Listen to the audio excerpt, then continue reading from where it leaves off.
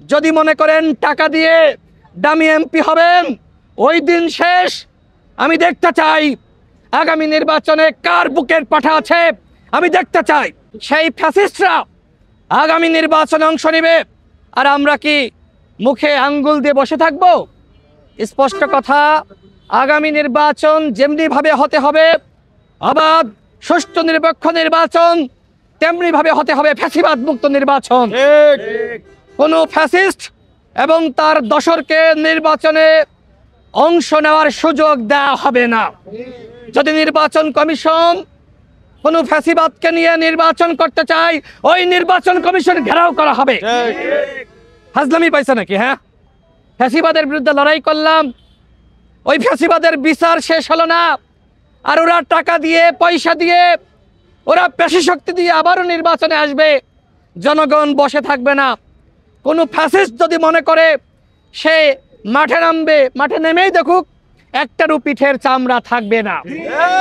আমরা স্পষ্টভাবে বলছি, আওয়ামী লীগের মধ্যে যারা অন্যায় করে নাই, জুলুম করে নাই, যারা নিপীড়ন করে নাই, সামাজিক রাজনীতি করেছে, সব মশার বিরুদ্ধে সুরক্ষা দিতে এলো বসুন্ধরা এক্সট্রিম অ্যারোসল। মশার বিরুদ্ধে এক্সট্রিম সুরক্ষা।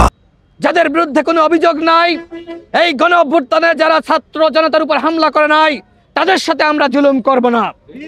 কিন্তু যে সকল জুলুমবাজ, যে সকল ফ্যাসিস্ট এবং তাদের দশররা যারা হামলার নির্দেশনা দিয়েছে, যারা আমার ভাইয়ের বুকে গুলি করার নির্দেশনা দিয়েছে, যারা আমার ভাইদেরকে রক্তাক্ত করেছে, যারা আমার ভাইদেরকে পঙ্গু করেছে, ওদের ঠিকানা এই বাংলাদেশে হবে না, ওদের ঠিকানায় ঝিনাইদহ জেলাতে হবে না।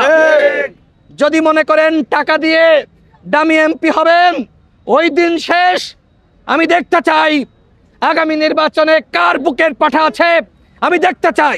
এই ঝিনাইদহ জেলাতে আমি রয়েছি, এই ঝিনাইদহ জেলাতে বিএনপির উদ্দেশ্যে বলতে চাই, জামাতের উদ্দেশ্যে বলতে চাই, ইসলামী আন্দোলন বাংলাদেশ, এনসিপি সহ যারা রয়েছে, আমি লক্ষ্য করছি আপনারা ফ্যাসিবাদকে নিয়ে কোনো কথা বলছেন না।